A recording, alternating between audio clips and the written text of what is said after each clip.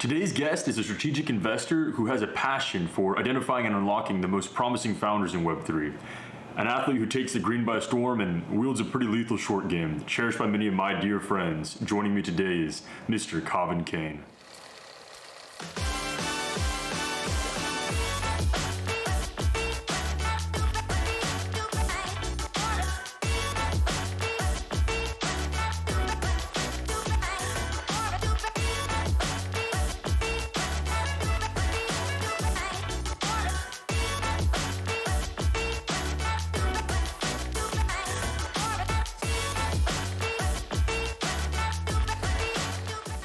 Awesome. Well, thank you guys for having me. Yeah, what's up? Started my career in investment banking at JP Morgan. Cool. Actually, maybe I'll step back a second. I originally went to college at University of San Diego, and I was recruited to be on the golf team there. So going to college, I just wanted to be a professional golfer. That's all I really cared about. Sure. Lucked my way into a hedge fund internship, looking at biotech when I was a sophomore, and that kind of opened my eyes up to like the world of high finance. And I realized that everyone that worked in the hedge fund world did investment banking first. So I was like, I need to do this. So yeah, like senior year of college, spent a lot of time trying to figure out how to get into IB. And to do that, I ended up interning in a bunch of different parts of finance, including venture capital. So cool. Ended up at JP Morgan and really enjoyed it. Was on the tech IB team there. Used that as a way to get into VC. So I started my VC career for Dolby Family Ventures, which was investing in deep tech and neurodegenerative disease. And then after that, I moved to Draper Dragon because I caught the crypto bug. So Sure. There we were investing in seed and Series A in crypto companies. It was an awesome experience. I think I did something like 20 investments while I was there, and moved over to CoinFund last year because I wanted to keep staying in the crypto space, but also have the chance to lead deals. Super sick, man. Golf. Talk to me about that, brother. So that's like your passion? I mean, it was definitely like my first passion. Sure. Yeah, my parents didn't know to sign me up for like regular youth sports because they were from Sri Lanka.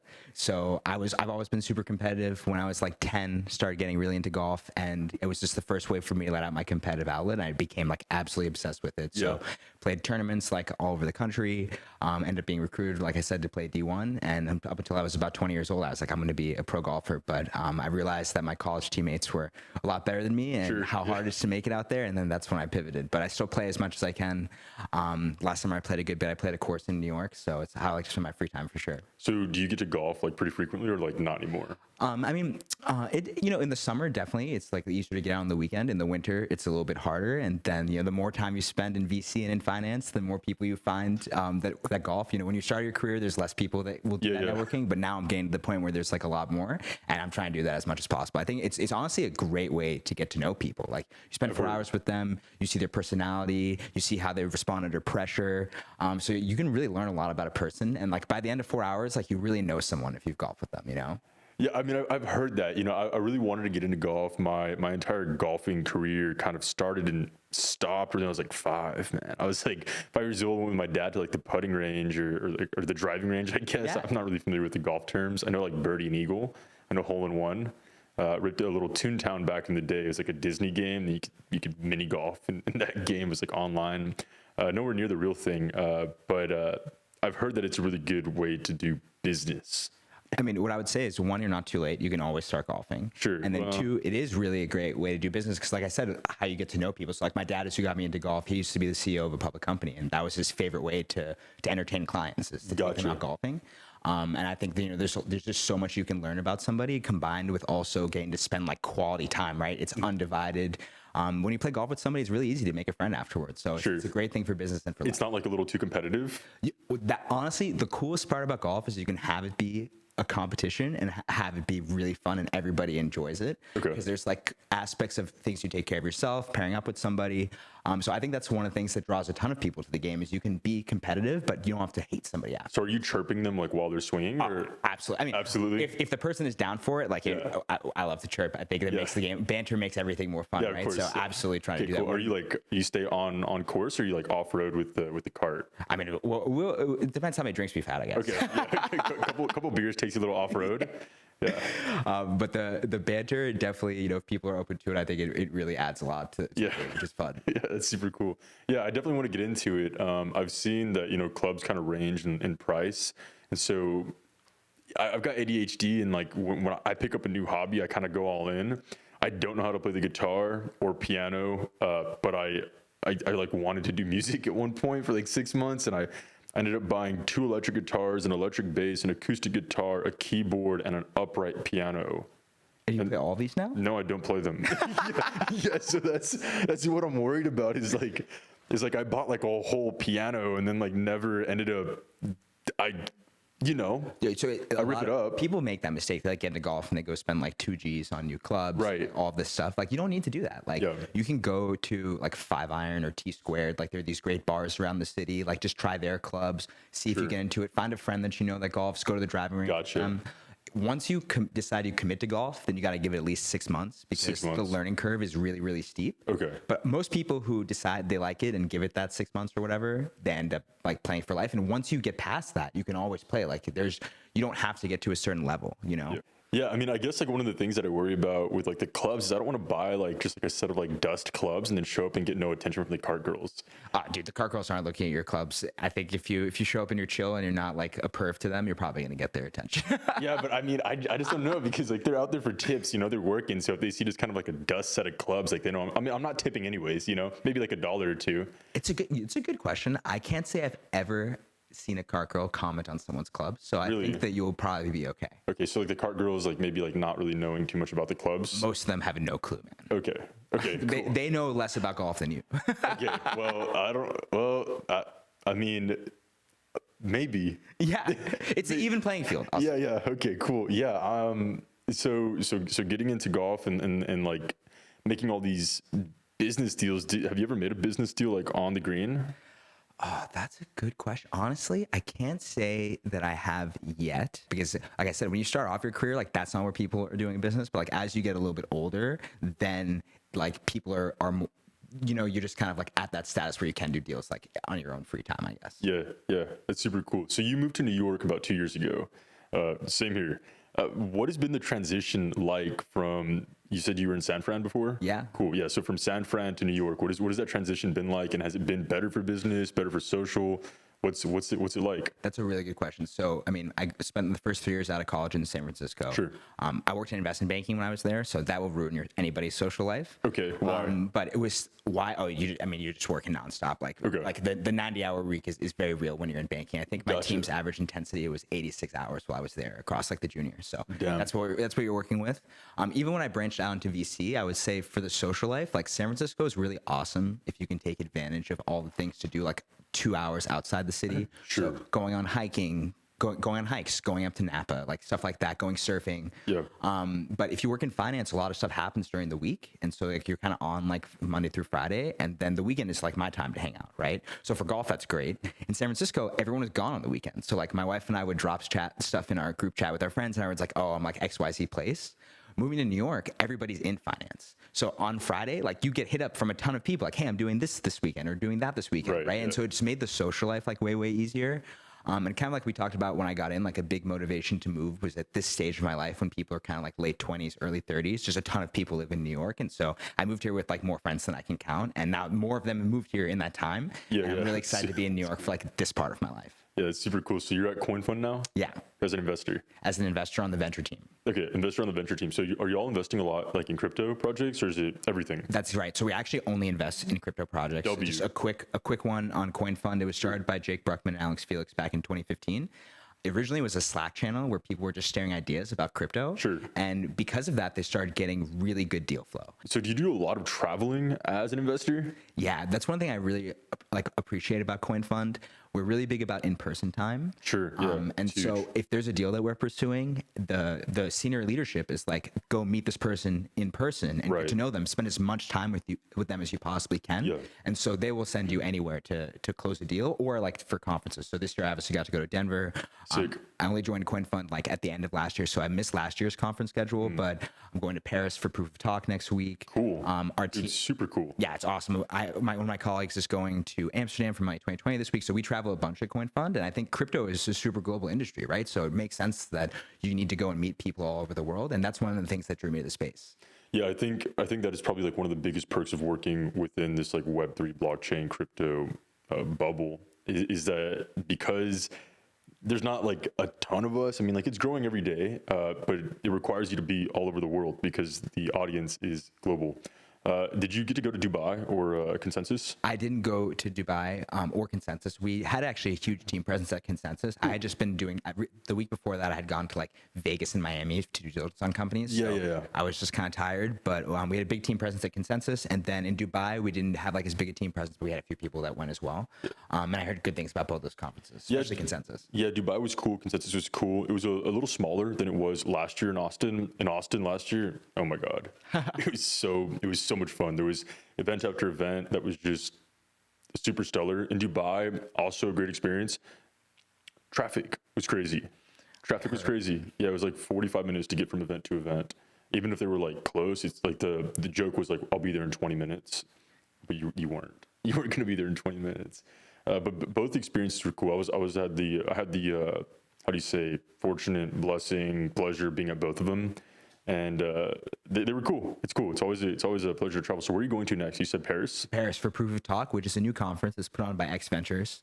And they started doing it, I think, last year or the year before. Sure. I had the pleasure to attend last year. It was awesome. I got to interview the head of BNP Paribas blockchain group, former head of UBS blockchain, and one of the vice presidents from 21 Shares about RWAs and how it's affecting crypto, which is like very timely. And Yo, super cool. yeah.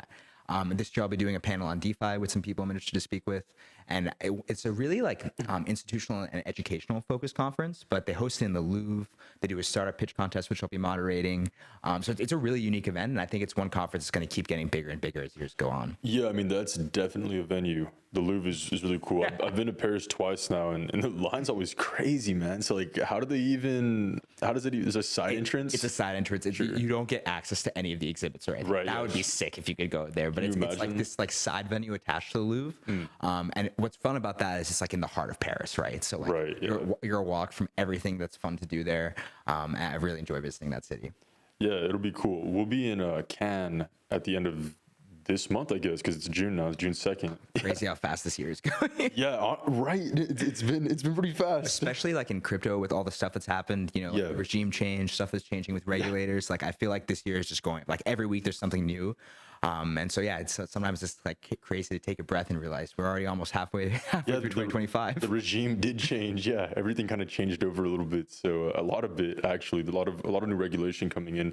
I kind of want to talk about RWAs. Did you see that? I think it's New Jersey allocated like 240 billion worth of real estate to be converted to RWAs. Like the deeds are going to be coming on chain. I did see that actually last week. Now it's interesting because those are the deeds associated with those assets. So it's not like that's going to contribute TVL or AUM on chain, right? I think it's a great first step. I was talking about this with one of my colleagues, and like my take on that deal is that it's a cool proof point, but like I don't see tokenizing deeds as like the end, like value. It needs to be part of like a broader ecosystem of the offering. You know what I mean? But it's an awesome proof point. I've been following this space a lot. When I was at Draper Dragon, we invested in a company called Mogul, which tokenizes single family real estate and puts it on chain. Okay. And as part of that, they actually will handle the whole life cycle of, the deal as well, which is like part of the value add. And so I'm really excited for these proof points because putting something like the deed on chain does make a difference, right? Like now it's immutable. You can transfer it like much more frictionlessly. I actually bought my place in New York 2 years ago when I moved here, and like going through that process was heinous. There's all these in-person paper things, especially in New York. Especially in New York, it's crazy. So it needs to be digitized, and I think that crypto is going to be a big part of that. Yeah, I mean, I think putting deeds on chain is going to be like it's definitely one of the cool things that is possible with blockchain tech and stuff. Even just buying a boat, and getting like the title to that. I think if all that was just on chain and like I see that you actually own it, it's the it belongs to whatever collection address. I can verify that it's the actual title, and then it just gets transferred over to me instantaneously. Totally. And what gets me even more excited actually is like the escrow process for when you do any kind of big transaction is very painful, right? Yes. Like you pay a lot of fees just to have your money sitting somewhere. Like when I closed on my place here, it took the landlord or like the property manager like 3 extra months than they told us. So I paid fees on that this whole time with my ridiculous. bank for them just to hold my money, right? So that should be a smart contract. Right. I should be able to put my funds in there at a very low or almost zero cost. Sure. And then they should be released once I've reviewed the deed and all the other things that I need to see. And this can all happen on chain. Well, I mean, even if like your funds are sitting in that contract, I mean, that contract could then even like allocate your stables to be like staked and you could be earning yield Totally. to cover the cost. Right? Then everyone can make money in this Right. transaction instead Everyone's of me happy. spending a bunch of money. So Yeah. there's all these things that can happen. And I think slowly, like now with where we're at with regulation, like we'll see more of these things make a difference in like actual transactions as opposed to just being like DeFi. And the cool thing is that crypto is global, so it's bigger than the United States, and there's a lot of regulation that doesn't exist, or they don't care, or does exist elsewhere where you can just operate freely. And there's a lot of real estate outside the United States. I mean, like Dubai and stuff. Singapore, I know, is like very crypto friendly. I think. They totally are. Yeah, I right. really applaud that government because, a lot of governments wait when there's new technology that comes out to put forth regulation. They kind of wait and see what other people are going to do. Right. Singapore, like over and over again, is willing to sit down and think about like, how do we want to let this new technology develop in our country? And here are some guardrails for it. And they'll put the regulation out, take comments, Adjust. and be at the forefront instead of kind of the wait and see, which I really, really appreciate. And this happened not only just in crypto. I should remember the name of the crypto bill they put out like three years ago or whatever it was. But they also did this with cell-based meat. It's the first country in the world that let people eat meat that was printed by a printer. Which is like mind blowing, I know, and like that's like a hot button issue. But the fact that they put out the regulation to enable it is something I applaud them for. Yeah, they're more like willing to adapt to the chaos versus just kind of be super structured in that. I don't know. I don't even know how you would say that, but like just very, very structured lifestyle. I think adapt to the chaos is a really good way to put it, right? Because in America, we just saw this happen. Crypto companies didn't know what was bad or what was not. So what was the response? Let's geofence the US. Everybody accesses us through VPNs, which is kind of like a BS loophole. It's crazy. But that's how everybody did everything, Yeah, right? of And there course. was no way for them to actually understand like this is okay versus this is not. Whereas in Singapore, you knew exactly what was allowed in crypto, right? Going back a few years. So it makes it easy to serve those users and experiment within that framework. And regulation is never like finite in my opinion. It's always moving and changing, right? Always. So like somebody will find a loophole, then the regulators will have to close it. But I think you should get that going earlier and be proactive instead of reactive. Especially because the United States has been known as the forefront of innovation. And so if you don't have those regulations and those guardrails put in place for people to at least try to tinker and like operate and break stuff and figure stuff out, like you're just going to lose. You're going to lose. And so we love to win. So like, why not have regulation that's present and available for us to do the winning? I totally agree with you about that. I feel like one of the things that enabled the U.S. to become the superpower it is a very forward-thinking view on technology and wanting that to be grown here. And it still is grown here, but for a long time, crypto founders were fighting regulators. But I'm really excited to see how that's changed. So as an investor, what's your favorite part of your job? Honestly, I get a lot of energy from like working with founders. Okay. I think it's a ton of fun to have somebody, and it's also like a position that what's the word I'm looking for here? Like you have a lot of responsibility, right? Because Yeah, people come, 100%. they trust you with their idea, they want your advice, they want you to take money from them, right? It's like a very open and vulnerable position. But working with founders and like kind of being there and helping them think through problems and actually like get to an outcome, I think is what's really, really exciting. Like now I've been a VC for about 5 years. So like there's a few companies that I've helped over a period of years. And my favorite thing is when they're like, hey, like this advice that you said like actually was beneficial. Thank you. Like that's what makes me excited about being an investor. Oh, cool. On top of like the main thing is just like to make money, right? But like there's a lot of ways in finance to make money. And the reason that I picked VC as the place that I want to do that is because of the ability to work with founders so closely. So would you say that position that you have is for now? Because I mean, you've got to be on the side of the investing pretty much ever since you graduated, right? Yeah, pretty much. Taking those internships and just kind of being on the side. Do you ever become a founder? I don't think so. I mean, people ask like VCs that a lot. Right. If there was a problem that I truly felt that I am by far the best equipped to solve, and like why is no one doing this, and it's so obvious to me but not to other people, maybe I would do that. But like I actually love my job. Like it's really so really cool. fun for me. And so meeting founders, traveling.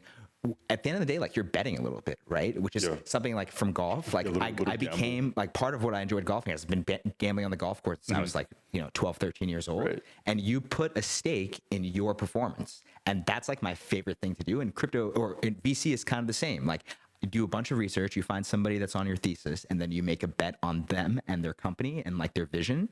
And seeing that play out is super super exciting for me. So I don't see myself just becoming a founder, maybe in the distant future, but for now, I'm really enjoying VC. So as a VC, getting to talk to these founders, I'm really curious, what has been your favorite pitch that you've ever heard? Wow. That is a really, really hard question. Or what's one that's like stood out to you? And you don't have to like name drop. You can just like tell me like how it went, and you're just like, holy cow! Like even if it wasn't the best product, like the pitch was just like, damn it, man! Like you're gonna take my money. Like Yes. So there's a founder that we ended up investing in at Draper Dragon. And when it was at the moment we decided to commit, it was actually like a non-consensus deal. It was a payments company, but this was back in early last year. Okay. So we started diligencing them, I want to say like in January of 2024. So this is like a bear market deal. It was towards the end of the bear market. And funny enough, the way I got connected to that founder was we had passed on his friend's company that he used to work at. Okay. And one thing that was a great story for this company was they founded it because their previous company, which is a gambling platform, had no way to access payment rails that they wanted, that they thought would serve the customers. So they built this whole infrastructure, and they're pitching this to another investor, and they're like, I don't care about your gambling platform, but this payments processing that you Right. figured out, that should be its own company. Sure. So the guy who figured that out spun off to start his own company. He's working on this for 6 months. I got connected to him, and he tells that story, which off the bat, great way to start a presentation, right? Like he kind of like walked into this from a unique insight, which is something that VCs look for. But then in the presentation itself, after he crushed the pitch, at the end he did a demo, and he moved money from his on-chain wallet to his Capital One account in less than 3 minutes at 7 p.m. Eastern on a Friday, when all the banks are closed. And so me and my old boss, like we were like looking at each other, we were DMing each other, like we gotta do this deal. And so I actually went to Denver that year.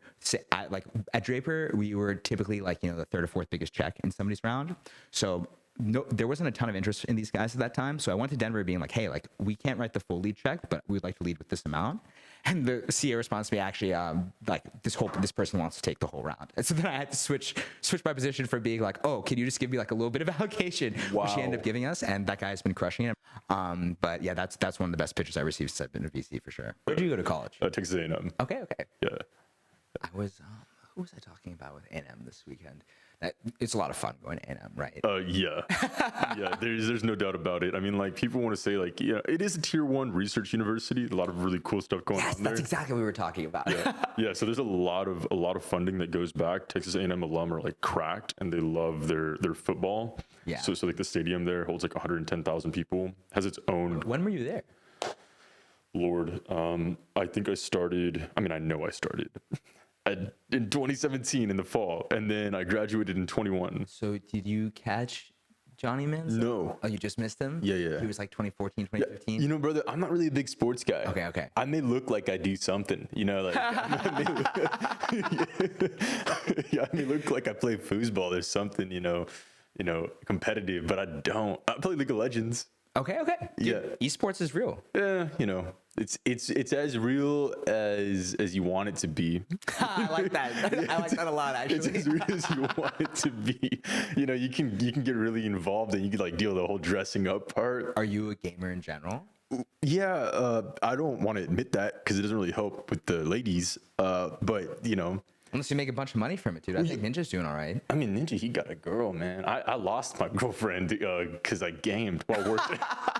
Yeah, she was like, don't game. I was like, Dude, I think you need to find a girl that supports your passions. yeah.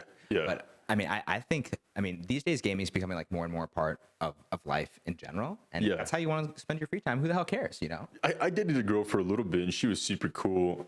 We'd hang out, and we just play a lot of League of Legends together. That's And awesome. Yeah, it was super sick. It was like, yeah, it's full like autism mode. You know what I mean? Yeah, Just yeah. kind of wouldn't really look at each other. We just play League and be like, yeah, let's go eat. You know what I mean? It That's was- fire. Yeah. For a while, in college, Fortnite was really big for like my friend group. Yeah. And then like some of our girlfriends got into it, but randomly like after college, like there was a couple times. I think it was during COVID actually. Like Yeah. my wife and I just both got into Fortnite, and we would rip it for like a couple weeks in a row. Just duos?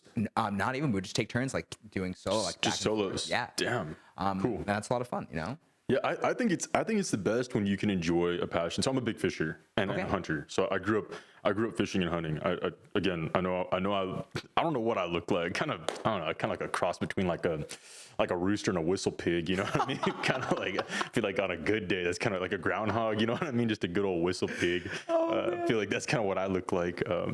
But yeah, I'm getting some cues right now, y'all, to sit up straight because apparently I slouched a lot. So hopefully Dude, I think that these chairs like promote slouching. these are some sitting in them. yeah, these are just some these are They're some, really comfy. yeah, these are some chilling chairs, man. You're supposed to chillax in them. So, but hopefully I'll look great on camera now. I mean, like I said, cross between a rooster and a whistle pig. Because like I wake up in the morning, my hair is just kind of spiked up. Oh, bro, my hair does all sorts of weird shit in the morning. Yeah, but it's crazy. But that's the cool thing about hunting and fishing is it doesn't really matter what you look like. You just put a hat on and just go out there. So one of my really good friends from San Francisco actually got deep into hunting now, and I did not have an appreciation for like how much pre-work goes into hunting. Like him and his friends will go out and scout for like a month before they do anything. Yeah, just to harvest one animal. Yeah, like that blew my mind, man. Yeah, yeah. I thought that golf took a lot of like preparation and being ridiculous, but no. I think everything in life, if you really want to be good at it and you want to do it responsibly, because even with golf, I think you want to be responsible with your time, right? Like you don't want to go out there and just be dust unless you're just trying to like crank some beers with the boys, maybe trip the cart girls a little bit, trip each other. I think then it's okay to be not prepared. But if you're really trying to go out and have purpose to what you're doing, I think it's important to prepare. I'm totally with you, man. Yeah. So like, I harvested my first deer when I was 9 years old. Whoa. I'm from Texas. Yeah. So, it's kind of. But 9 is real, man. How did you feel about that when you're 9 years old? It was a very proud moment for myself. I was with my father and my sister. My parents split when I was a puppy, and so I did a lot of different things with both parents. I'm very blessed. They both stayed very involved, very active in my life, and it was almost a 50-50 split. But I was with my father, with my sister, and it was a cool moment because I was like my dad now. I was just like dad. So my dad had killed some deer, in his life, and he was really focused, still is very focused on his children being successful. And so just watching him get to have those moments where he was, seeing the next generation of his, like, I don't know, do something that's, at that time, it still is a monumental thing to take a life, but to like, kill a deer and stuff. It was cool. It was like a rite of passage. Totally. That's one thing I also got a lot more appreciation for is like people who hunt the right way, right? Like they spend a lot of time making sure it's like one shot, like right in the right part of the animal. 100%. Yeah, because it's a big thing, and so I think that experience allowed me to really understand like why we don't waste food. Interesting. Yeah. Right, because like I decided that something was going to die. And so we made sure to use every last piece of that animal, and we're hunters, we're not shooters. So we don't go out and we don't just kill things. Yeah. We passed up a lot of deer growing up that were nice deer. You would consider them trophies, and they were just young. They were just young, and so it's like, why would we kill that? And I have plenty of friends who would be more than happy to shoot animals like that, but that's just not how we were raised. We were raised like you're gonna go gut that animal, and you're gonna clean it. You're gonna quarter. You're gonna do everything with that animal. As soon as you kill it, you're on top of that animal. Within about 20 minutes. Just to make sure that you're not in danger, because those animals, they're not happy with you. Sure. And they die pretty fast. We focused a lot on shot placement, like you were saying, just one shot, one kill. So I don't know. It was, and it still is. I don't do too much hunting anymore. It's kind of tough in New York, I imagine. It's definitely tough in New York. It's a little too easy now. I got into like competition shooting. So after my father retired from being a Fed, don't hate me, crypto folks and friends. My dad was a Fed for a little bit. But after he retired, we opened up a gun store and like a gun range and stuff. And so I got into competition shooting and stuff. And so now it's just with a rifle, it's just not the. Whoa, competition shooting must be super interesting. Yeah, it's actually. It's cool. It's definitely cool because you've got like what are called like race guns. Okay. So your guns are like all kinds of tricked out. It gets crazy. Did a lot of shotgun though. So like a lot of like what do we call it? Sporting plays. Sorry, a lot of things going on. Which is like super inaccurate. It takes a bunch of practice. Yeah. So shotguns, they have like a spread, and you can actually change the way that you're shooting and stuff. They have like things called chokes.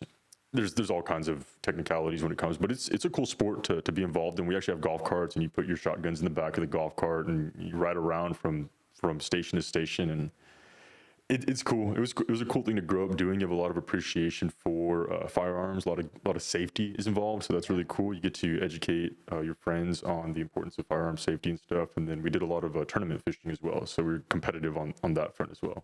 Very interesting, man. Yeah, so it was cool to grow up in Texas. We were in South Texas, right on the border of Mexico. Oh, no kidding. So what part of Texas is that? It's called McAllen, so the Rio Grande Valley. Yeah, of course. You're familiar with McAllen? I'm just a little bit. I low-key looked at a tokenized home company that their first property was in McAllen. It's called How about Pace. Wow, yeah. There's a lot of new things happening. I know like Starbase, which is like Elon's city. Yes. Yeah, that's going up near where I grew up. Super interesting. And they launched the rockets like right where we used to fish. That's wild. Yeah. So a bunch of my buddies will go out there on their boats and just watch the rockets take off. So That's gotta be sick to see a rocket launch. That's definitely on my bucket list. yeah, I can. Yeah, it wasn't, but now it is. Now that we're having this conversation, Yeah. it's definitely something that I'm down to go see. I kind of want to circle back to like the RWA stuff we were talking about earlier. I don't know if it was recording or not. But yeah, so like selling something early.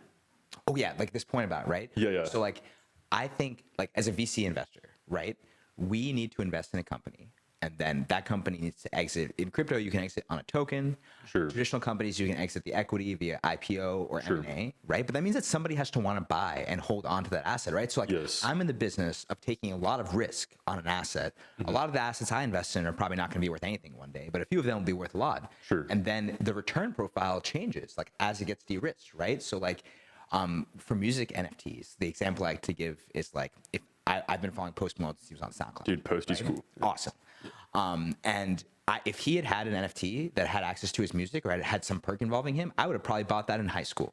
And if I sold that to someone in like 2018 or 2019 after he became big, like I would have made a lot of money. But Yep. even since 2018, He's that continued. asset probably has appreciated a lot. And like maybe I would have a little bit of FOMO from having missed out on those potential gains. But like I bought it at the right time, sold at the right time, and then somebody else could still buy it at the right time for them and their return preferences and what they're looking to get out of it. You know. So I guess like my whole point was that ideally there should just because you sell something does not mean that nobody should want that asset anymore. Right. You know what I mean? It Yeah. should be like there's the right buyer for it based on what they're looking for. And that's low-key actually kind of been some of the problem with how crypto has developed. There are all these VCs and private investors that invest in a token, and then nobody wants to buy that token afterwards. Right. And that's something like we need to fix as an industry. There needs to be reasons that people want to buy those tokens, not just for return, which is a big part of it, right? But there needs to be other things too. I think a big part of the problem is like the lack of regulation that we've had has really restricted people to being or like launching tokens that are governance tokens.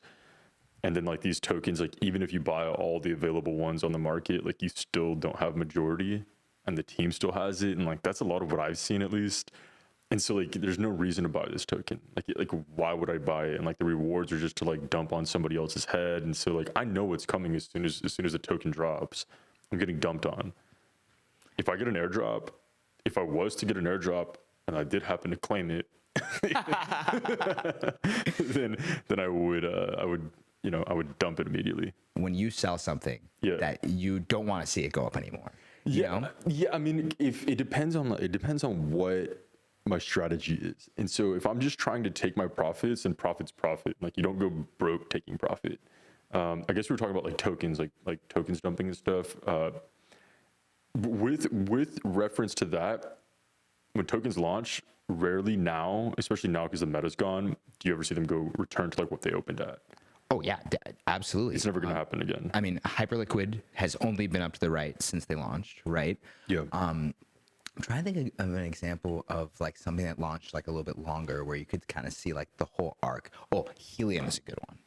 Helium has gone through like a few of these cycles, right? But they're around, like they're surviving. They're doing a great job, even though the token this year hasn't responded. I think if you look at the like they've 5x the amount of data that people are buying from them, like to run their phones on a quarterly basis from December 20 or like Q4 2023 through Q4 2024, 5x it. Really? So like they're crushing from KPIs, but I guess that hasn't played out on the token price yet. Yeah, and it's because like, what does the token do? I mean, you can pay for stuff with the token, but like if that token price goes down, I need a whole lot more tokens to pay for my bill. Oh, I think that's a great point. Honestly, I wish I could tell you like how they're distributing value back to the ecosystem. I think now with what's happened with regulation, there'll be more potential for these kind of things, which is kind of so like to your earlier point. Yeah. But in general, I think that bringing back or like finding ways to accrue value to the token beyond just governance is something that we're going to see a lot more of now that like people aren't worried about getting sued by the SEC. Right. and doing that thoughtfully will lead to more of these tokens that will like have like fallen off from the original price and like now troughing back up. So like a really good example that I invested in at DeadBear Dragon that funny enough CoinFund also invested in is EtherFi. Those guys had an awesome token launch last year. It came out at $4. They listed on Binance. Back then, I think they had like around 3.5 billion TVL or maybe 4 billion in TVL. Wow. Pretty shortly after the token launch, that was like in the prime of restaking. Are you familiar with what EtherFi does? No. Okay, so you know about Eigenlayer? Yes. EtherFi lets people restake their Ethereum through Eigenlayer. Okay. But then they did a lot of work and partnered with a bunch of DeFi protocols like Pendle to give you like more utility on this restaked asset, right? Like the most flexibility with it possible. And then what they got really good at doing was helping people hold on to the assets that they like and then points farm other things that are coming out. Sure. So like when recently, like when Bear Chain was coming out, you could have deposited in the Bear pre-deposit vaults through EtherFi, right? Gotcha. So originally we invested in them last year. They launched their token. The token was crushing it. It went up to like a 7 billion valuation pretty shortly after the token launch. Cool.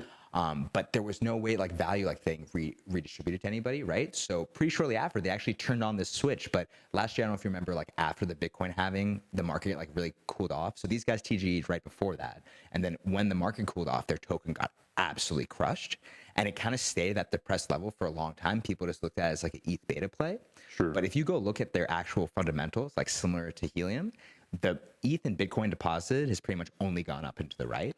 And then last week or a couple weeks ago, they actually launched their first like consumer product, which is a card that lets you spend against your Ethereum and Bitcoin that's deposited in the platform. Sure. Okay.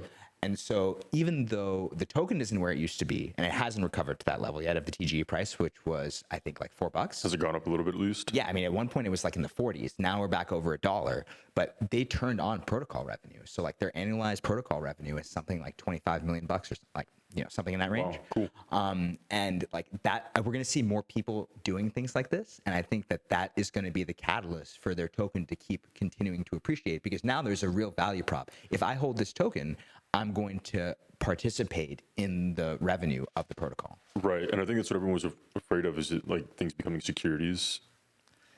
Right. And this is where like the point you made earlier about decentralization, right? Like there are all these companies out there that are trying to give like the ruse of being decentralized because they don't want the SEC to come after them, which that's a tough place. Like I don't know what is decentralized enough or not, but I think eventually there's going to be specific crypto regulation, and it's going to look probably more similar to what the public market regulation looks like than crypto people would like, but I think that will be overall better for the industry.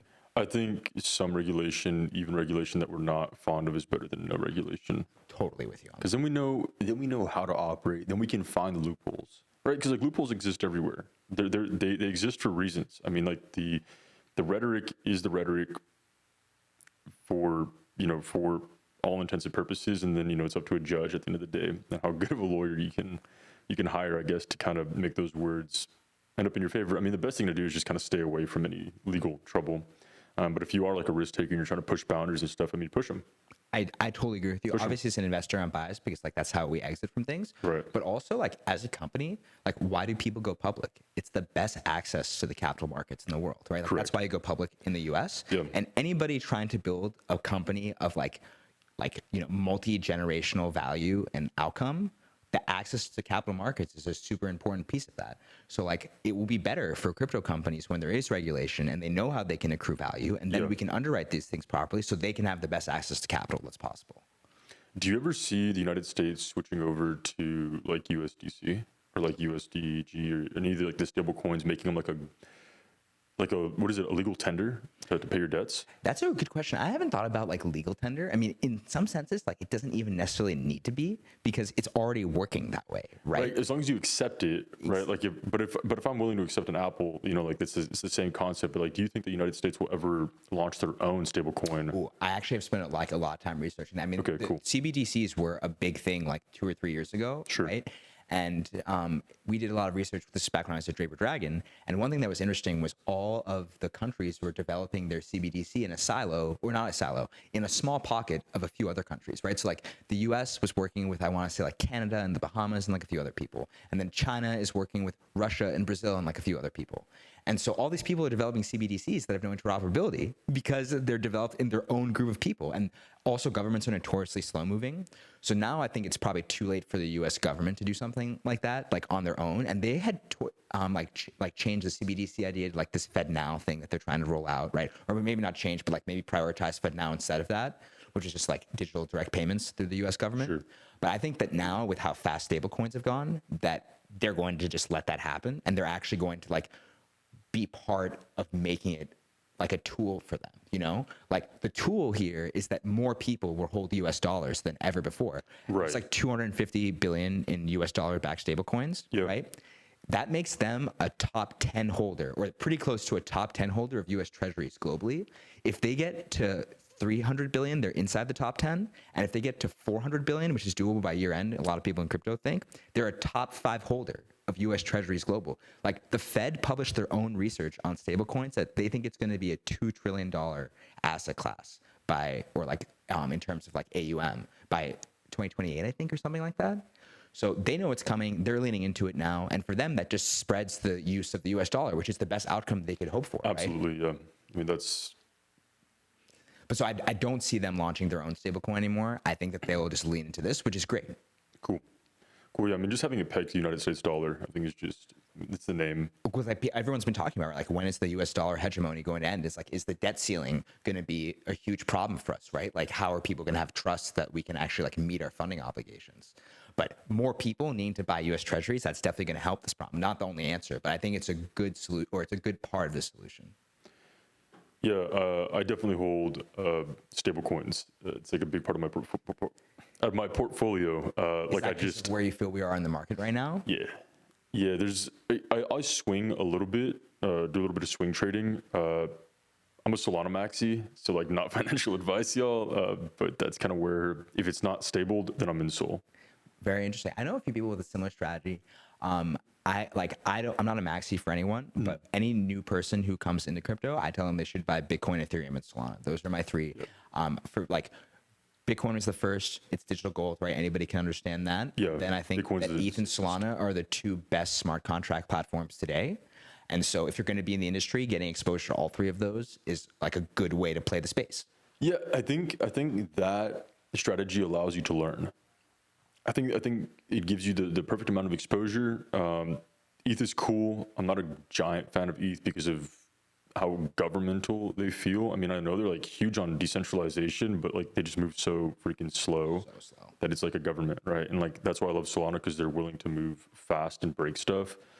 A big argument, and we don't have to get too much into it, but a big argument that I hear against Solana is like, oh, they're centralized. If you want decentralization, buy Bitcoin. Or by ETH, right? But honestly, like, I think that decentralization is a really cool part of crypto. But I think that like the people who cared the most about that are probably already in the space, right? And like now we have to branch out to reaching more people. So there's allegedly like 600 million people that own crypto. I think crypto.com publishes that number. Okay. Cool. Andreessen published that they think 30 to 60 million of those people have come on chain now, right? Using DeFi. They call those users. And some people just call the 600 million number users. Yeah. I low-key don't like either of those numbers as crypto users. You know what I mean? Because those people are buying crypto to make money off of it, right? They're speculating with it. They're not using it. Which is great. That's new industries. That's how they start. New investors. Currencies. That's how they start too, right? Sure. But people now like are actually using crypto, and that's the number that I care about. And I actually don't know what this number is, but like people who use stablecoins for a payment, or who live in a third world country and are saving in USDC because they would rather do that than their local currency. Yeah, because they're debanked. That's a real user for me, right? I agree. And that's the number that I'm focused on growing. And I think that like, I mean, I wish I knew exactly what this number is, but the goal of the space should be to bring more of those people in. And I don't think a lot of those people care about decentralization at the end of the day, right? No, they care about useful products. And so I think that's what's really exciting about being in crypto now, is we're getting to this stage where like people don't even know they're interacting with crypto, but it's making their life better somehow. Right. Yeah. I think that's a big thing is just focus on like what people care about. I mean, like I understand the whole decentralization appeal. And it's cool. It's appealing to me. That's why I got involved. I think the giving power to the people and having accountability to the public ledger was the biggest selling point for me. However, not everybody cares about that. In fact, most people don't care about it. They just want to see that shit works. I get in my car. I don't care what goes on under the hood. I just want to turn my key and I want it to turn on. I think that's such a good analogy. So when I first moved into crypto in 2022, people were making a lot of products that were for like the hardcore crypto users, right? Right. Because those are still some of the most profitable, most valuable users in the world. Right. Hyperliquid has apparently only 400,000 users. Crazy. But those people move a ton of size through that platform. Right. The thing is that there's not that many more of those people who are going to do that, right? So all these people build products, and it's like, oh, nobody's gonna be bothered by clicking around all of this like this many times and yada yada yada. But actually, like they were, like that's why we haven't had that many more new users in the space. And this cycle is the first time that I'm seeing builders really care about like how do we give a Web 2 user experience. And like low key, what I'm gonna be really excited is when somebody comes to me and says that their user is having a better UX than Web 2 because of something with crypto. That's going to be the pitch where I'm like, damn, we got to invest in this company. Sure. Yeah, y'all heard it first. If y'all want an investment from CoinFund, yeah, definitely make something better. Just make shit better. Yeah, like people just want the car to turn on, right? Yes. People just want to buy their meme coin now. They don't want to deal with their seed phrase. They don't want to deal with bridging funds over, right? And for a long time, people just thought that these were going to be like parts of the industry that others accepted. So if you're a developer, I'd be focused on like, yeah, you might find, 10,000 users who are willing to do all this crap and like moving like hundreds of thousands of dollars through your platform. But how are you going to build a platform that caters to 5 million like real users, right? We don't have that many of those in crypto.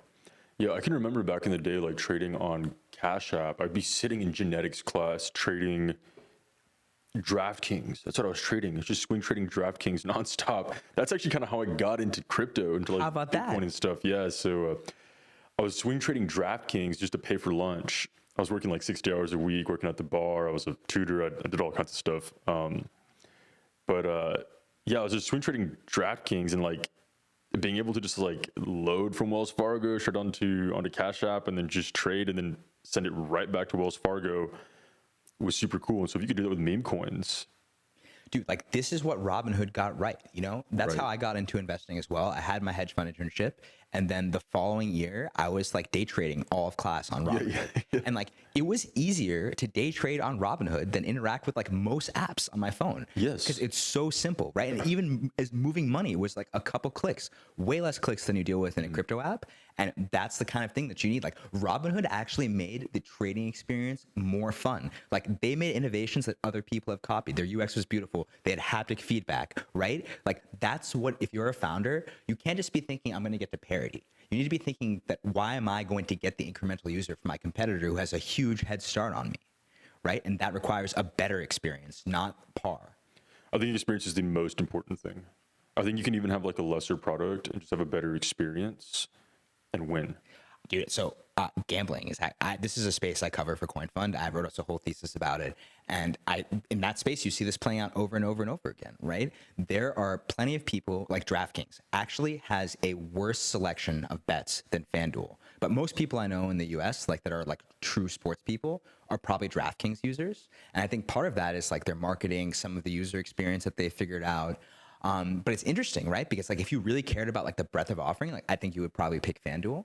So you need to like, there are all these little levers that you have to learn how to pull if you're going to really be like a massive company. Yeah, I mean, I think it's like iOS versus Android, because like objectively, Android can do flips, when like, I don't know, iOS maybe does like a somersault, but Apple's sexy. Having a Mac is sexy. Like I showed up with a Mac. Dude, I'm getting a number, at least. I don't know whose number. I'm getting someone's number, maybe the lunch lady. But, she likes apples. Teachers like apples. So if I have an Apple, if I have a Mac product, and then also being able to, like, the interoperability of, like, I can use my iPad as a second screen for my Mac. Yeah. That's cool stuff, too. But, I mean, Android can do all of that. It's just not sexy. I think the technology is like probably better for Android, right? It's like open. People can make their own apps. Exactly. Like there are all these things. But like you said, Apple is sexy and people love it. They put a lot of thought into that moment when you unbox your phone or your iPad, right? And like everyone remembers that, the attention to detail, how it's been marketed, the sleekness of the device. Yeah. I don't know if it's going to lead to you getting a number, but if you show up somewhere and you have an Android phone, the girl might look at you and be like, why do you have an Android phone? Right. I mean, she's not going to want to text somebody who has like green messages. I agree with you. You know what I mean? When someone texts me with a green bubble, I'm like, damn it, bro. Come on, man. Like green. You're gonna. I mean, it's a girl and she's kind of cute. Maybe I don't even. It might kill it. I'm not gonna lie, like it might be a deal breaker. I've texted very few people that are on blue in America. You know what I mean? Yeah, it's like if you have a green bubble, like don't even text me. Yeah, exactly. Like let's use Text Telegram. me somewhere else. Yeah. Yeah, text me on Telegram, man, because I'm not down with this. Like but it's just not sexy. It's just not appealing, and all their branding, all their marketing has been very effective at making me believe that Apple is just the superior product. I mean, even like at their new tech shows, like when they're, I don't know, it's like the Apple show, whatever it's called. Whenever they do like those, like they drop their like new stuff. Yeah, yeah. Oh my God. I mean, like the attention to detail is just second to none. I totally agree with you. And so if you've got a product and you know that someone may have a little bit better of a product than you, or you're trying to beat somebody out or keep business, I mean, a lot of people get comfortable and then you lose. I mean, look at like Internet Explorer versus Google Chrome, right? I was an Internet Explorer maxi. No kidding. Yeah, and then Google Chrome was like, yeah, we're here. I remember it was like download Chrome, and I was like, because I don't want to change, right? I think there's a resistance to change. Yeah, yeah. But then Google Chrome, it's like, hey, like Google bought YouTube, you know, Google did this, and now it's automatically opens up to Google. I'm not using some other search engine because I'm going on Internet Explorer and then going to Google. Everything's integrated and got Gmail, and so you know I used to use like Hotmail. Yeah, yeah. And so everything was kind of everywhere. I used Yahoo. Yahoo was a big one for me. And so it was just kind of everywhere. And then Google was like, hey, it's all right here. Your user experience is just fluid. Dude, I mean, like, we shifted from at Draper Dragon, we were like Exchange, and then you still use G Suite for some things, where it's like CoinFund is all G Suite, and the interoperability between all the different functions, I mean, it's changing. You know? Yeah, it's crazy. So just like you said, like that's a great user experience, right? Yeah. And I think that's what people should be focused on. I mean, I'm someone that would put like a mini fridge right next to my bed, so I don't have to get up out of bed in the morning to grab my sweet tea, right? Like I just want to be able to go, and then start waking up. Like I want everything right where I'm at. I mean, like I may just be American, but like I want it now and I want it fast, and your users are not changing. I think so. I mean, I think like for builders, you need to really understand who your users are, right? Right, yeah. But then the hard piece is like once you have that core user base, you have to start figuring out like how does this change as we acquire like more and more and more users. But I think definitely a common theme is people want things to be as easy as possible. Yeah, and look good. Going back to Hyperliquid, why do people like to use that? Because it has one of the best user experiences for a decentralized exchange in crypto. Like period. Smooth. You know what I mean? It's just super smooth. And that's what the first thing that everyone brings up about it is. So that's the bar. Yeah, can I use your product? Can I figure it out? And I don't want to read either. That's the other thing is like, oh, we have a tutorial, bro. I'm okay. This is not an MMO. Okay. Like I'm not, if I want to play an MMO, bro, I'm loading up some WoW, some Warcraft, and then, you know, and even that, like I can understand. Well, dude, like you might read, like, or you might like watch like the tutorials and stuff, or like read about how to play an MMO, correct? Sure. Gamer, but a lot of people won't do that, right? No, they And won't. you need to build for those people because that's how you build into like many millions of users. Yeah. You're not building for people that understand. Yeah, right. Like You're building for people that don't care to understand. there's always that 5 to 20% of people who are going to become obsessed with something, and they're going to do all of the research and understand. Yeah. And definitely you want to make sure that you're serving their needs, but there's going to be the other 80% of people who are not going to open the tutorial. Right. And I think you should serve the majority before you serve the minority, because like that's where the money's going to be. Well, I mean, that's what's interesting. It's like so many apps, 20% or less of the users drive all the revenue. So like gambling is like fully in that. Trading applications like Robinhood, I think it was something like 6% of the users drive 80% of Robinhood's revenue. Really? Yes. All the people who are trading options on Robinhood, you're driving their revenue.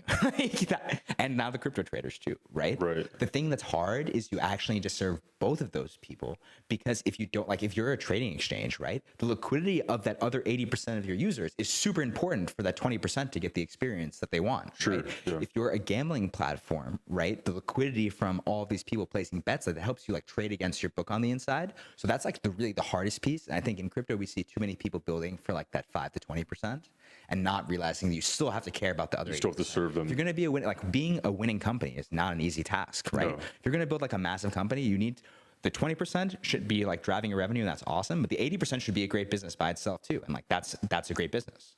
Yeah, and so when you're talking to people that you've invested in, you're obviously, telling them this, but like, what do you think is the best piece of advice that you've given somebody?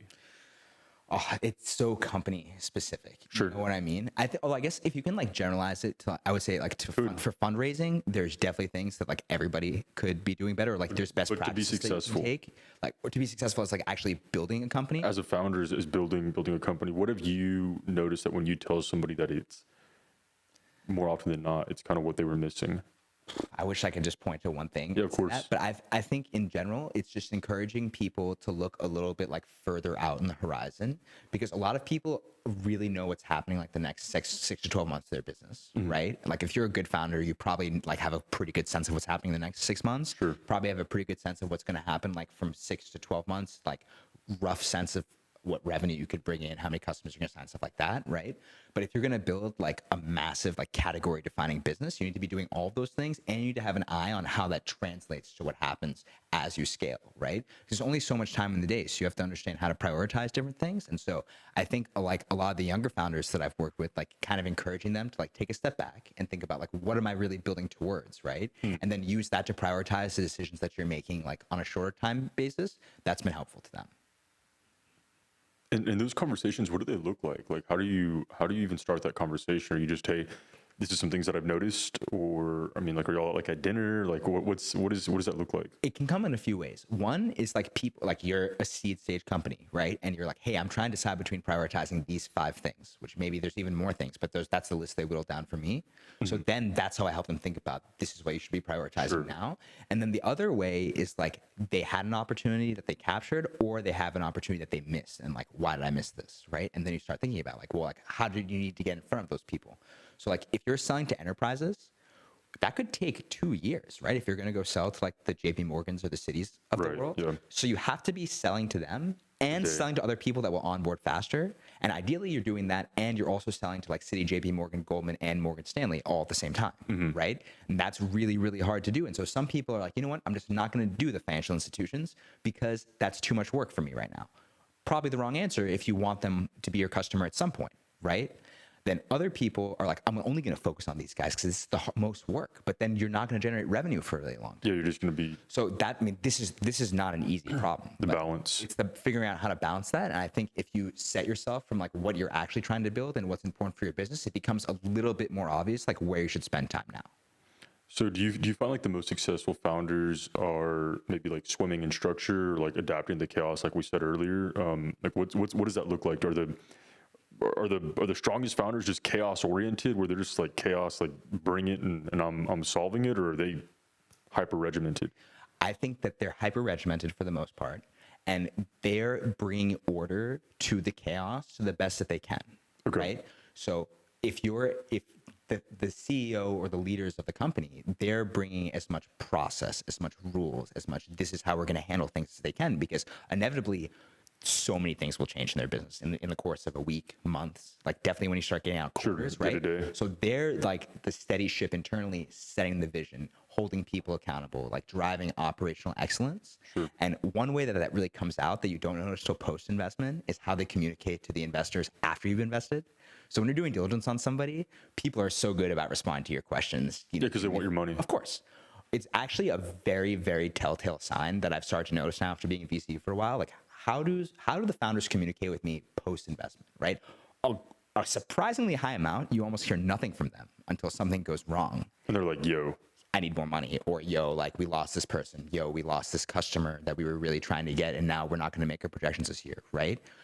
And usually that's not something that just happens. It happens slowly over time. Yeah, and if they were communicating. Right? So the best founders, they send a monthly update. Like if you're the CEO of a business, you should in like 20 or 30 minutes be able to write, hey, this is our like revenue run rate after this month, right? This is how much revenue you brought in. This is what it annualizes to. These are the customers we're speaking with, right? These are the product things I'm focused on. You should be able to distill that into a pretty short email or whatever. Like a one-pager. One pager for your investors. It doesn't even need to be a full page. Like I'm talking like an email with maybe 3 sections, a few bullets, right? Sure. And then also what went well and what went poorly. Where can we be helpful? And you're constantly sharing that information, right? And honestly, a lot of investors won't respond to that, right? But good investors will. And now you're doing a frictionless method of leveraging your investors the best way possible. Like if you have 10 people on your cap table and you message them saying, hey, I'm looking to get in touch with JP Morgan. We have something that we're speaking with them on. Maybe one person gets back to you and they reach out to JP Morgan, and now you close that deal instead of you not getting JP Morgan. Sure. I mean, and they want you to succeed. Right, we all want you to exceed. So if you're a founder, you can't overshare with especially once somebody's on the cap table. And I find the best ones have a very thoughtful monthly or at the very least quarterly update that's proactive, telling me everything that I would want to know about their business because those are the things that they care about in their business. Sure. Are they telling you like what's going wrong as well?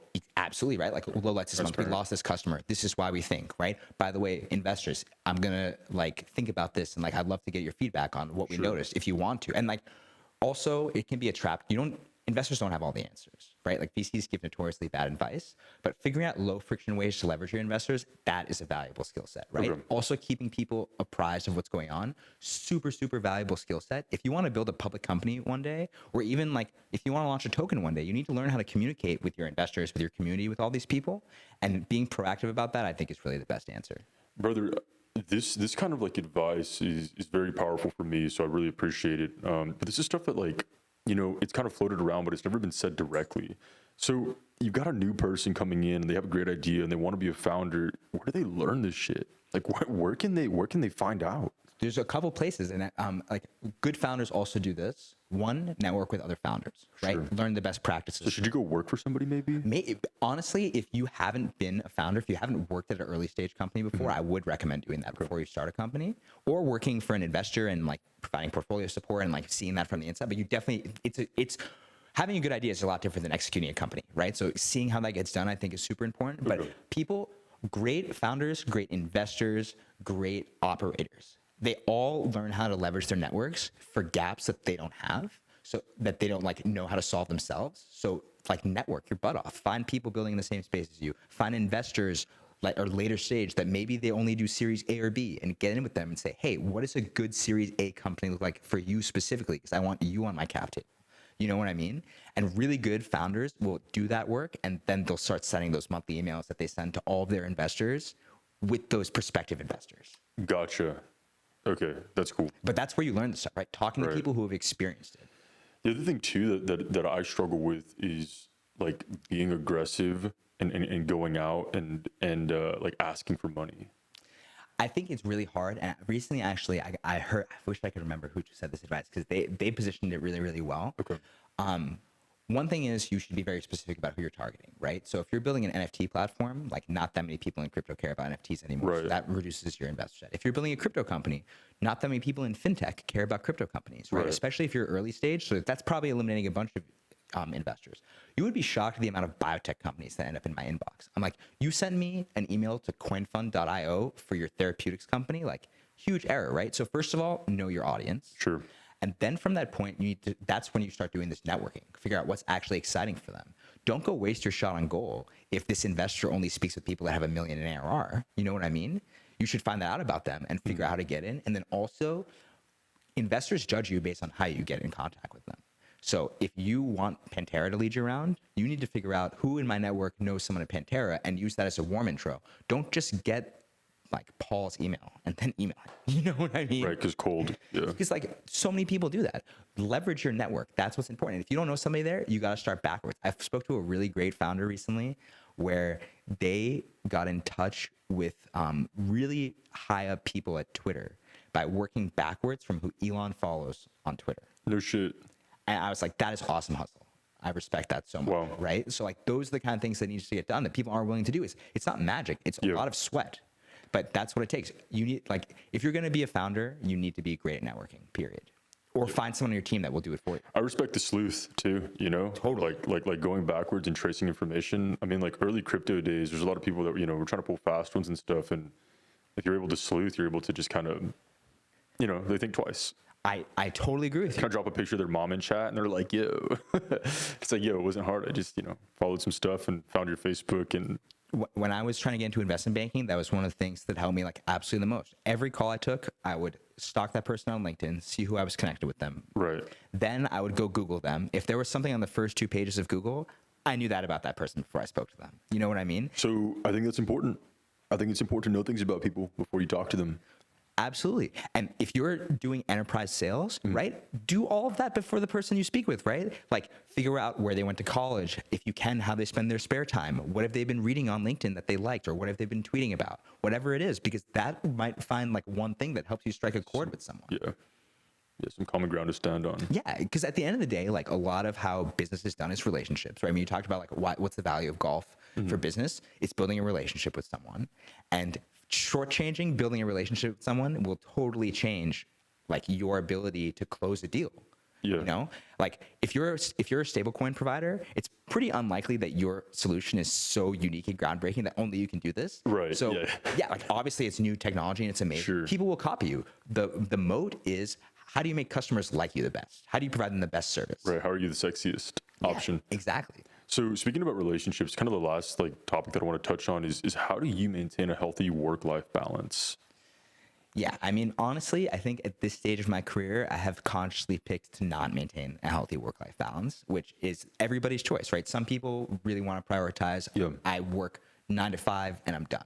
If you work in crypto, probably that's not for you. Yes. Yeah, it's not. If you want to be a really great investor, it's tough to do that. You know what I mean? Like when a good deal comes up, You got to be available. I could be on vacation. Like if I really care about closing that deal, like I will make time for it. And so this stage of my life, like I've tilted more towards the work side of things. And that's like a personal choice.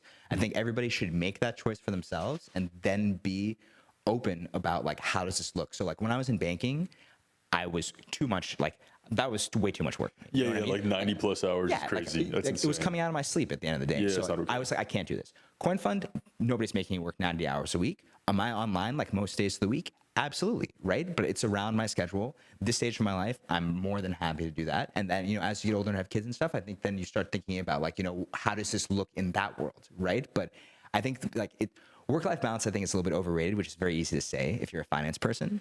Yeah. But I think that the important thing is to be honest about what you're looking to do. Sure. Right? Like, don't tell me you want to make $1 million in finance and then tell me you're also going to have a good work-life balance. Yeah, that's Definitely not when you're like in your like late 20s, early 30s. Maybe for a few people. For most people, that looks like a lot of work, right?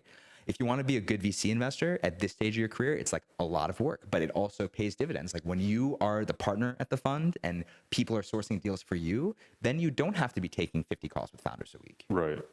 I think a lot of my friends come to me and they kind of ask me for advice, and I'm like, yo, I'm not the person to be giving advice, first off. But the thing I tell them is like, just what do you want? And then what are you willing to sacrifice? What are you willing to give up? You know, like I eat crap every single day with a smile on my face. And I honestly love to struggle. It's like, it's one of the most rewarding things is like figuring out that puzzle of the struggle. Like, dude, I got through this. If you're a founder, man, I'm sure that's the case, right? Because consistently people are saying no to you, that you have a bad idea. Why did you do this? Yeah, So you have to have 100%. super, super thick skin to do that. And I think that's important. I think like the other piece of what you mentioned that's really important for me is just not being mismatched in like your expectations versus like what that actually takes, right? Like if you want to be a pro golfer, you're going to spend like 40 weeks a year traveling and you're going to be practicing nonstop. And you're going to lose a lot. Right? If you want to be an investment banker, you're going to spend 86 hours in front of your computer / speaking with clients, doing a bunch of annoying work, right? There's no way to do that job without spending that time. Right. And so if you want to be a founder, you should know like you're not going to have work-life balance for a good period of your life. And then hopefully as you scale, you can figure that out. I just invested in a company that the founder's taking his first vacation in 2 years because they just raised their Series A and now they have people that can like take cover for him, right? I think like it doesn't sound very attractive to people, but that's the honest truth about what it takes. I think the cool thing with like crypto, getting all the way back, like circling all the way back to like the traveling aspect is like you're able to take like these like mini vacations, right? It's like, yo, I went to Dubai and yeah, it was a lot of work, but I had like a day where we were, you know, ripping it up on ATVs, riding camels, holding falcons, eating barbecue. Like it was cool. You know, we had a couple of days to like chillax, and like after Denver, I don't know if you did Breckenridge. I did not, but like the year before, I like planned my own trip and I went to like another ski mountain there, and like a bunch of people. That is a cool thing about crypto, right? And like also like even at CoinFund, like they're like, oh, you're going here for the week, like for the week, like yeah, like stay the weekend and like enjoy that city or whatever. So I think that's a really cool part about crypto. And there's other ways other than just like having this like blocked off time to get enjoyment out of your life. Like it's a unique experience to be sent around the world to go meet founders. You know what I mean? Like I'm willing to give up a little bit of free time. What a blessing. Yeah. Yeah.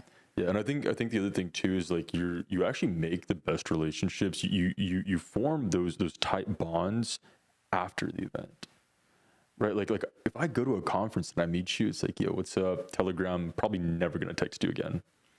But if I see you again at some event and like, you know, couple beers are open, and like we're just two people just having a conversation. We're building a relationship. I'm probably going to talk to you again. And then if I see you at the mountain retreat, in Breckenridge, and we're both chilling in a hot tub, or we're both like whatever, drinking hot chocolate around a fire or something, like, we're going to do business. We're going to do business. And I'm actually going to pick you because my experience with you has been better than this other guy, even if he might have better tech. Dude, that's the thing that I think a lot of people need to realize is like, honestly, sometimes the worst tech, the worst product gets picked because of the relationship, right? Always. And so the people who are the best, they somehow end up with the best product, but they're doing the best at selling and customer service. Yeah, you can get there. You can get your product to be the best, but if you're not like a people person, you're not like out and interacting with individuals, it's hard for me sometimes to show up to a new place and not know anybody and then interact. But if you want it, you got to do it. I agree. And then also, like, if you're a founder, like, people have different, or if you're like on a like part of an early stage team, right? People have different things that you're good at. Yeah. So I'm not saying that every CEO needs to be out there like, shaking hands and kissing babies and like everyone is their best friend. But you need someone. Yeah, if you're not that person, like, hire that. Like, find out like whatever be very open about your weaknesses, and then hire the people to round that out, because that's what builds a great team. Yeah, get a butterfly, get a social butterfly. Exactly. Just go bring people to you. Yeah, my CTO is really good about that. He used to live in New York. He's in Thailand now. But whenever we go to an event, dude, this guy'd bring me people left and right. Come meet my founder. Not only did I feel super cool, like I was like, yo, yeah, meet the founder, but like whatever. But he did that really well. Yeah. And getting over that hurdle. So finding people that can fill those weaknesses and being honest about them are super important. Brother, is there anything else that you want to say before we wrap? No, man, this was a great conversation. Dude, had a Thanks great for spending time, conversation. getting to know me. Hopefully there's some good nuggets in there for, Dude, founders in general. Beautiful conversation. Yeah, but I think it's really important that you have these conversations. I mean, not everybody has a network they can tap into, so I think doing stuff like this is super, super important. And, if people have further questions, like, they know where to reach me. Dude, super sick. Kavan. That's right. Yeah, awesome. I got it right, finally. So super stoked. Brother, thank you so much. This has been episode 1 of DeadBear Podcast, the official first episode dropping. So it was, brother, like, what an absolute pleasure to have you on, man. Like, I didn't know really what to expect the first time meeting, but it was beautiful. Great and conversation. I learned so much, man. Appreciate it. Yeah, thank you so much. Yeah. Yo, we'll see you guys on the next episode. Like, comment, subscribe. Kavan, where can they find you? Yeah, I'm at Kavan Cane on Twitter, and then on LinkedIn, Kavan Canekeratne. Also on CoinFund.io. We've got all our team bios and everything, so feel free to reach me in any of those places. Cool. All of his links will be in the description. You'll be tagged on like everything. But yeah, thank you once again. Thank you so much. We will see you guys later. Peace.